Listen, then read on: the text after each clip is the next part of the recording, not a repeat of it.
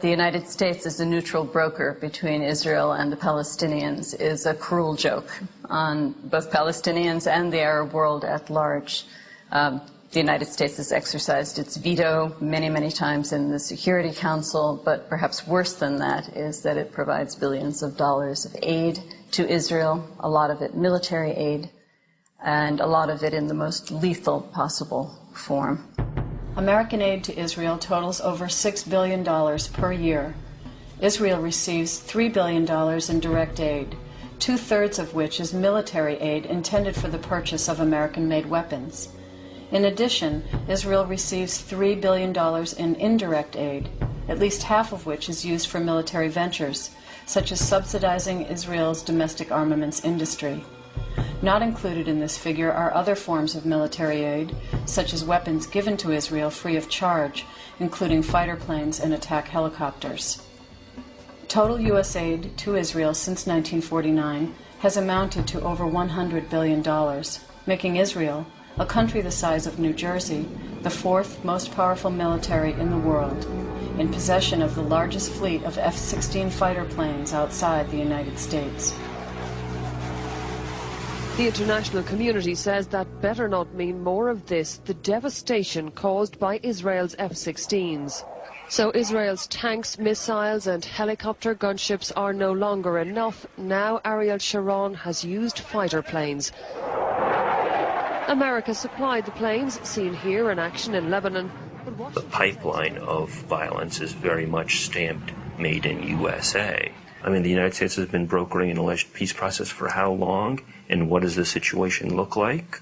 I mean, if peace were the genuine goal, it would be such a catastrophic failure that, it would have ended a long time ago. Clearly, in the name of peace, other things are going on here. Control over Middle East oil will provide us with veto power over Japan and other countries. They rely on Middle East oil. If we have our hand on the lever, we have veto power over what they do. These are techniques of world control and the source of enormous profit and wealth, not just for the energy corporations. The United States, at least the Bush administration and its strategists, have recognized that the EU and possibly Russia are potential competitors. And so being able to keep control of trade, investment, and the oil industry in a region that is very close to Russia, very close to Europe, this is a way for the United States to maintain its hegemony. There's a framework of state policy, it's been in place for about 30 years, of supporting Israel as a kind of base for projection of U.S. power in the region. That support intensified under Clinton and intensified even more in the Bush administration with the rise to power of the neoconservatives in the Defense Department, such as Paul Wolfowitz, Douglas Feith, Donald Rumsfeld, and others like them. Now, when in effect you have people so close to Israel inside the U.S. administration, I think Israel is in the White House. This was the 6th meeting between Mr. Bush and Prime Minister Sharon. Every time he comes, I learn a lot.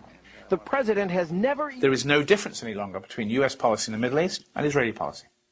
All of us here tonight are brought together by a deep commitment to Israel's security, prosperity, and freedom, and to the strongest possible relationship between Israel and the United States. The U.S. wants to make sure that Israel can control the situation by violence, as it does, of course, and it'll give the diplomatic cover, and it'll give them the military means.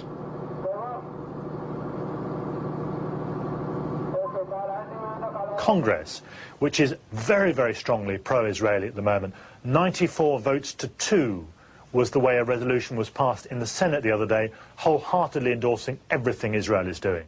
At no point, however, has the mainstream media, whether television or newspapers, confronted and challenged this issue in your country, in the United States. To find critical views on American diplomacy, you really have to go beyond the mainstream media.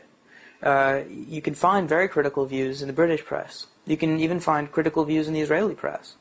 But whereas there will be some criticisms at the margins of details of how America conducts its diplomacy in the Middle East, you don't find a real alternative viewpoint in the mainstream media. It is the last taboo subject in America. You can talk about lesbians, blacks, gays, anything you want, but not America's relationship, or not any serious examination of America's relationship with Israel, or what Israel is doing, albeit almost always with American weapons. U.S. journalists are enmeshed in symbiotic relationships with the powerful.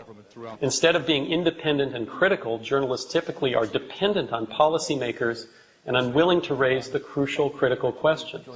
Rather than monitoring the game of power, most journalists are simply part of that game. You only have to see the press conferences, Condoleezza Rice, George Bush, Donald Rumsfeld. It's all on first name. And with that, I'm happy to take your questions. Helen? Yeah, April? David? Yes, Randy. John? What do you know about the sourcing of the British? But the relationship between American journalists, particularly television journalists, and the centres of power has become incestuous. So close, because an argument could cut you off from access to the centre of power, so close that it is impossible any longer to convey what you know about the centres of power. All you can do is say what you think they mean and what you know they say. So what's the point of journalism?